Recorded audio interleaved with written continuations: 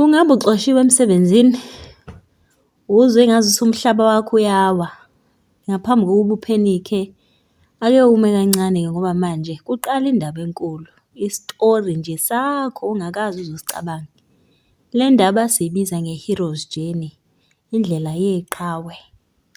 Noma ngabe ulahlekelwe umsebenzi, noma ngabe awuwutholanga, noma ngabe kuphela i-contract, noma ngabe kwenzakaleni, kodwa namhlanje yazi ukuthi-ke ngisoke sibheke lokhu okuzovusa i-creativity kuwe, ukuzenzela, uyeke ukucabanga kakhulu, usebenzisa isayidi lakho lomqondo waka-left ukuze wena uzokwazi ukuthatha iy'nqumo nezenzo eziphathelene nesayidi lakho laka-right lomqondo, nokuyilona elikusiza ukuthi ukwazi ukudala. Yini-ke i-hero's journey? I-hero's journey uhambo leqhawe olunento yokuqala eyenzakalayo esiyibiza nge-hero's call. Kuyo yonke indaba yomuntu, kusukela ku-Harry Potter kuya nakwi-Matrix, kuba khona isikhathi la indawo le esibiza ngomhlaba o-ordinary ingasasebenzi. Ngesinye isikhathi lokhu okuyisisekelo kuyawa. Kuwena-ke, kungaba ukulahlekelwa umsebenzi. Into yokuqala-ke ozoyenza ukuba nokwesaba, nokungabaza, nokucasuka, i-frustration. Lokho kusuka kwisayidi lakho laka-left lomqondo olubuzayo ukuthi yini ndaba kwenzeke kimi lokhu? Yini ndaba kwenzeke kimi? What if ngifeyila? Iy'kweletu zami zona ngabe ngizoyikhokha ngani? Isayidi lakho-ke laka-left lomqondo lifuna ukulawula, li-predict-e, lazi ukuthi kusasa kwenzakalani futhi lifuna ukuthi lihlezi liphephile, lokhu esikubiza nge-security ne-safety. Kanti-ke nayi imfihlo, kuyinto-ke le esiyibiza nge-call yakho ye-adventure. La ozohamba khona i-hero's journey yakho-ke iqala ngobizo lolu-ke. Wena ungalibiza ngokuthi ngilahlekelwe umsebenzi kanti bekuyi-call nje. I-journey yakho-ke noma lolu hambo lakho luzokususa from the ordinary world. Ngoba le ordinary world yakho, le ndawo oyazi njengomhlaba wakho ojwayelekile, ayisakulungele, ayisekho safe, ayisekho comfortable futhi ayisagculisi. Indawo yesibili-ke kuzoba-ke ukuthi wena unqabe ukuthi uyithathe-ke le call. Yiyo-ke futhi isayidi lakho laka-left lomqondo leli eliwumkhohlisi. Abantu abaningi baba-stuck lana-ke. Baya-over-analyze-a, babheke izinto ey'ningi ezingahamba ngendlela engekho right noma engaba yi-failure, bazi-blame-e, babambelele kuy'ndlela ey'ndala zokwenza izinto. Lokhu-ke kuyi-trap yomqondo nje isayidi laka-left eli-masculine. Liyasaba ukwenza ama-risk, lifuna nje into ejwayelekile. Ukuqhubekela phambili-ke kuzofanele ukuthi u-activate isayidi lakho laka-right lwesokudla, leli esilibiza nge-feminine aspect of your mind. Eli-creative, eli-intuitive, elinembono, elibona yonke into nama-possibilities le u-logical mind wakho ongakwazi ukuyibona. Uzobe sewudlula-ke manje, sikubiza crossing the threshold. Usungena-ke kwizenzo ezintsha. Iqhawe eliwuwe-ke leli lizobe selidlulela-ke kulezi y'gaba ngokuthatha iy'nqumo nama-action la ozo-explore-a khona-ke ama-possibilities, ubheke ukuthi kungabe yiziphi izinto ezinye ezi-possible for mina empilweni ngaphandle kwalo msebenzi ebengiwenza. Ukulahlekelwa-ke ilo msebenzi wakho kuzokunikeza-ke sometimes isikhathi esanele, okuyisikhathi sokukhula, ukwazi ukucwaninga, u-eksperimente, uzibandakanye kule zinto eziyibiza nge-exploration. Uzosebenzisa kanjani-ke lesi sikhathi? Okokuqala, iba no-physical activation. La othatha khona iy'nqumo zokuthi umzimba wakho uyawenza ube yi-portal yokwazi ukuhambisa amandla e-cosmic intelligence. Uma mhlawumbe ungakaze ube umgijimi, manje yisikhathi sokuthi uqale. I-movement akuyona nje i-exercise, izokusiza ukuthi u-release i-stress, i-clear-ishe umqondo wakho, iku-connect-e wena nomzimba wakho, iku-connect-e to your right brain. 20 minutes kuya ku-30 minutes nje njalo ngosuku. Even ngabe kuthiwa uyawokha, lokho-ke kuzokusiza kakhulu u-shift-e from ukucabanga kakhulu ukuze usebenzise isayidi lakho lokuba creative. Okwesibili, uzo-explore-ke manje. Thatha ama-hobbies, funda izinto ezintsha, funda iy'ncwadi ezizokuvuselela noma uqale ngisho ama-project ongakazi ukuthi uwaqale ngoba ubuwa-postpone-a phela useyisigqila. Isayidi lakho lomqondo lakho laka-right liyathanda-ke ukuthi libe nezinto eziyi-entertain-ayo. Ngesikhathi uqala i-project entsha, isayidi lakho laka-right liba excited ngoba phela vele umsebenzi walo ukuthi li-create-e, libe ne-creativity, lenze zonke lezi zinto obungazenzi ngaphambilini. Li-curious lona. Kuzoba ne-tension-ke ozoyifila. Ukusuka esayidini laka-left uya kweliya ka-right akukho lula. Uzozwa engazuthi awukho comfortable nale situation. Umqondo wakho uzo-resist-a, ulokhu ukudonsela emuva ukuthi ulokhu ucabanga kakhulu, ukhathazeka, ufuna ukulawula yonke into. Lokhu ku-normal, ukwazi lokho. Kodwa-ke le tension-ke le kuyi-bridge lokuthi uye esigabeni lesi esisibiza nge-transformation. Kufana nokuthi wena uthatha i-rubber band uyayi-stretch-a. Ngesikhathi uyidonsa le rubber band izokwazi ukuthi iye le kude uma ngabe usuyiphonsa. Uma ngabe ungazange uze uyidonse ngeke ize ihambe, i-rubber band izolokhu ila kuwe esandleni sakho. Kufana kanjalo-ke ukusuka esayidini laka-left uya kwelika-right lomqondo ngoba phela kuyindawo entsha ye-creativity ongakaze uyisebenzise noma obungajwayele ukuyisebenzisa ngaphambilini. Okwesine-ke kuzofanele uvisualize usebenzise ne-right brain activation. Ukuze-ke uyiqinise-ke le ngxenye yakho yokusebenza waka-right womqondo, kuzofanele uhlanganise i-movement ne-imagination, ukunyakaza nokuba nesithombe samfanekiso emqondweni. Ukuvisualize-ke noma ukwenza isithombe samfanekiso emqondweni ngesikhathi ugijima noma unyakazisa umzimba wakho, ngabe uyawokha, zibone usuku lendawo yakho ekuyi-chapter yakho elandelayo. Zizwe emzimbeni wakho, uyifile emzimbeni wakho leyo chapter, uyibone ngokuphelele. Sebenzisa-ke i-intuitive journaling. Emva kokunyakaza, bhala-ke ngokukhululeka. Mina uma ngingahlela impilo yami, ingabukeka kanjani? Ungazijaji-ke ngokwama-ideas nje, ayekele zihambele nje ageleze emfulweni womqondo wakho.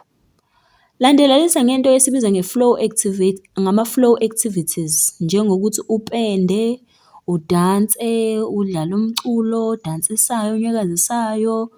Ufunde into entsha nje noma wenze into entsha ezokusiza ukuthi u-solidify-ke ukusebenza kwesayidi lakho laka-right lomqondo. Angisho ukuthi udanse into e-professional kodwa dansa even uwedwa endlini. Into ongakaze uze uyenze yenze. Into oyibuka njenge-dance challenge le ko-TikTok yenze. Awuyenzeli-ke ukuthi wena ufuna ukuyobuka ka-TikTok, uyenzela uku-activate-a isayidi lakho laka-right lomqondo. Khumbula isayidi laka-right lomqondo li-artsy, liyadansa, li-creative. So ukudansa kuyenye yezinto ezinjalo-ke ezingena ngaphansi kwa-right brain operation. Okwesihlanu-ke ozokwenza-ke kuzoba nama-trials and transformation. Iqhawe leli lizobhekana-ke nama-challenge, nama-test amakhulu azokusiza ukuthi ukhule. Ukulahlekelwa nje umsebenzi kuyinto yokuqala. Ngabe u-respond-a kanjani-ke wena kule nto? Lokho uku-respond-a kwakho noma indlela-ke ozowamukela ngayo leso simo iyona-ke ezosho ukuthi ushintsho lwakho luzohamba kanjani. Isayidi lakho elikubusayo-ke laka-left liya-react-a, liyaphenikha, liyakhathazeka, licabanga kakhulu. Isayidi laka-right lomqondo lona li-curious, lifuna ukwenza izinto ezintsha, lifuna ukuba nemibono, ithathe nama-actions ngokwemibono enayo. Izinto ongazenza-ke ukuthi ungene kahle-ke kulolu shintsho olusha lwempilo yakho, ukuthi umzimba wakho ungakhohlwa nje ukuwu-move-a calmly daily. Ugijime, uwokhe, u-stretch-e, u-release i-stress Lokho kuzosiza ukuthi ama-idea ekwazi ukuflowa empilweni yakho. Visualize-ke ngesikhathi unyakaza. Zibone i-next step yakho vividly, not logically. Experimenta, creator, sebenzisa u-right brain khona u-right brain wakho uzokwazi ukuthi ube active. Experimenta ngoku-creator.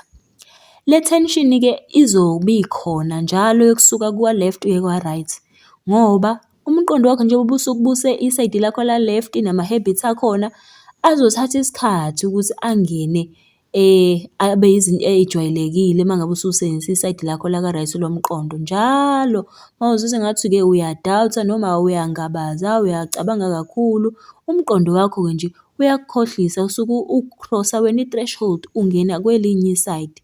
Le discomfort-ke iyona sign ye-growth yakho. Zi-reward-ke emva kwalokho, your new reality. Uma usungena fully kule journey kuzofanele ukuthi ugeyine okukhulu okudlula umsebenzi. Uzobe usugeyine i-clarity ngomsebenzi, nge-purpose yakho. Uzobe usugeyine i-clarity nge-purpose yakho, ne-creative solution yakho. Amathuba wokuthi ukwazi ukusebenzisa umqondo wakho azoba makhulu ongakaze uwacabanga phambilini. Kanti ne-confidence yakho izobuya-ke ne-intuition engeke-ke isaba nokuthi ibanjezelwe ukwesaba. Uzobe emva kwalokho usubuyela-ke usuyi-transformed hero. Ekugcineni kwalolu hamba lakho, hhayi ukuthi konke lokho obekuyimpilo yakho yakudala uzobe kuyinto obuyela kuyo, kodwa uzobe usubuyela empilweni nama-skills amasha, ne-energy, nama-visions amasha. Okusho ukuthi i-approach yakho kumsebenzi nasempilweni azobe esekwi-higher perspective. Angeke usalokhu ulindele ukuthi hhayi ngifuna uku-survive-a ngenxa yokuthi ngiqashiwe ngibe yisigqila. Uzo-transform-a manje ube yi-catalyst for i-adventure enkulu. Mhlawumbe uzosungula into enkulu ongakaze ucabange nokuthi uzoyenza. Okwamanje yeka ukucabanga kakhulu. Nyakazisa umzimba wakho, gijima, walk-a, exercise-a. Angeke kuze kwenzeke lutho ungakwenzi lokhu. Explore-ke ama-skills amasha, u-create ama-creative hobbies. Dweba, anything. Ungabhala ngisho kwizinto ongazange uy'thenge, i-exercise nepeni unayo. Zama ukwenza something ngakho lokho. Ungaku-overthink ukuthi kufanele kuze kube yinto e-perfect. Anything ongayidweba, just draw. Visualize-ke ujenale from your right brain. Zibone-ke uwumuntu o-creative. Khumbula impilo yakho ayiphelile, it's just nje ukungena kwi-chapter entsha. Njengeqhawe-ke empilweni yakho. Le discomfort oyizwayo iyona ekwenza ukuthi ikudonsele ekukhuleni. Isusa ukwesaba ikungenisa kwi-freedom. Ngena-ke ngokukhulu okuphelele, ngokukhulu ukuy'gqaja ngoba lokhu kuwumnyango omusha ovulekalayo empilweni yakho. Nazi-ke izinto ongazenza uku-activate-a your right brain. Iminithi elilodwa nje zi-ground-e, ume phansi ngezinyawo enhlabathini noma etshanini. Iy'nyawo zakho zibe kwi-hip width apart, zihlukane nje kancane. Vala amehlo akho, uthathe imiphefumulo ejulile emithathu. U-inhale for 4 counts or 4 seconds bese uyawubamba umoya for imizuzwana emibili bese uyawukhipha umoya imizuzu ewu-6. Okusho ukuthi ukudonsa umoya kufishanyana bese ubamba kafishane bese uyawukhipha isikhathi eside. Zibone-ke engazuthi ngamehlo wakho engqondo engazuthi kukhona iy'mpande njengoba umile nje phansi ezikhulayo zisuke ey'nyaweni zakho zingena phakathi emhlabathini. Ikona ku-ground-a kwakho-ke lokho. Lokhu kuzoku-connect-a kumzimba wakho owu-physical body, uku-connect-e no-mental body wakho ngaphambi kokuba ama-creative ideas afike noma ukusebenza kwakho kwe-creativity kwenzeke. Ngeminithi lesibili u-activate-a umzimba wakho. Gijima, unyakaza.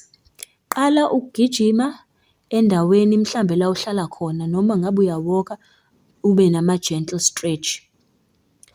Mova umzimba wakho fully-ke uze uzizwe ama-muscles wakho evuka. Ngesikhathi unyakaza, think about this.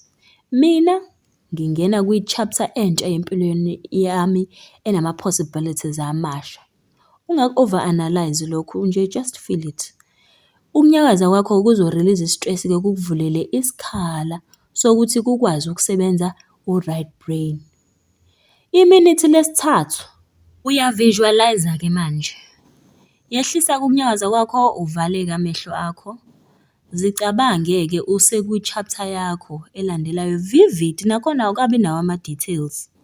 Ngabe ulaphi? Kungabe wenzani? Ngabe uzizwa kanjani? Ngeke ungabe nayo i-chapter yakho elandelayo. Lokho okukuyo ngaphakathi kuyazi ukuthi iyiphi i-chapter yakho, ngeke kungakuniki i-idea vivid. Ngeke kube blank, ngiyakuthembisa. Sebenzisa wonke ama-senses wakho, ukunuka, ukuthinta, ukubona, umsindo, imizwa. U-right brain wakho uyasebenza kakhulu, uthrive kakhulu ngokuthi usebenzise imizwa yakho noma izinzwa. Zivumele ukuthi uzwe unjabulo ngaphakathi kanye nama-possibilities alele kule ndlela yakho ye-chapter elandelayo. Yebo, kuzofila uncomfortable uma usaqala, kodwa uzojwayela-ke. Kwiminithi lesine-ke ungajenala noma wenze lento esiyibiza nge-intuitive writing. Thatha nje i-notebook noma ifoni, ubhale nje freely for 1 minute. Nawu umbuzo owuphendulayo njengoba ubhala. Uma kungathiwa manje ngiya-create impilo yami ukusuka la, ngabe ngizobe ngenzani? Imaphi ama-opportunities engingawa-explore-a? Ungayi-over-analyze nayo. Vumela nje ama-ideas ukuthi kube yiwona azayo, a-unfiltered noma imaphi. Lokhu-ke kuzokwenza ukuthi ungene ku-right brain mode. Le tension-ke ozoyizwa izobe normal ngoba umqondo wakho uya-resist-a, awufuni ukusuka kule nto oyijwayele.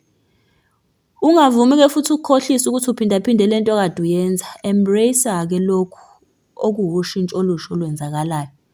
Reflect-a-ke bese uya-commit-a-ke. Ima-ke uphefumule, ukhulume out loud, u-declare out loud ama-actions-ke lawo amancane azosuka namhlanje akuyise kwi-path yakho elandelayo. Isibonelo, kusukela namhlanje ngizo-explore-a ama-skills amasha. Ngizo-apply-a okukodwa kwezinto lezi ezingenza ukuthi ngivuselele umdlandla kimi, ngizodweba, ngizokwenza lokhuya nalokhuya. Zivumele-ke umzimba wakho ukuthi ube aligned. Smile phela, ungabi umuntu ohlezi ehlinile. Smile, wazi ukuthi isayidi lakho lomqondo laka-left leli elihlezi likhathazekile alisakulawuli. Usu-activate-a the visionary right brain. Yenza-ke le routine ekuseni. Kuhle kakhulu ukuthi ukwenze ekuseni umzimba wakho ungakathathi zonke iy'tresi zosuku ungaka-overthink. Ihlanganise-ke nama-creative hobbies such as ukupenda, ukudensa, ukulalela umculo bese uya-stretch-a. Lokho kuzokwenza ukuthi i-right brain yakho ibe dominant.